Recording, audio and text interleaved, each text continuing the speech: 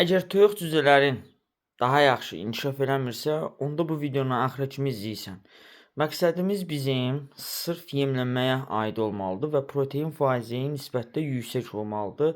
Burada cücələrin bəslənməsində mayə yemi, böyütmə yemi və bitirmə yemi, ondan sonra yumurtalıq yemə keçid verə bilərik. Və siz yemin içərisinə arpa qatdığınız zamanı, yaxud da ki, arpa ilə yemləmədə apardığınız zamanı problemlər baş verir. Bu da əsasən həzm prosesində problemlər yaradır və başlayır mədə-bağırsaq infeksiyalarının yaranmasına. Çünki həzmlik artmır, yaxud da ki, qanlı ishallara keçir.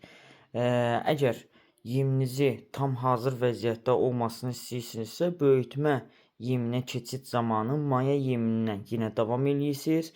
Ora 1/4% ilə qarğıdalı və 1/4% ilə buğda qata bilərsiniz.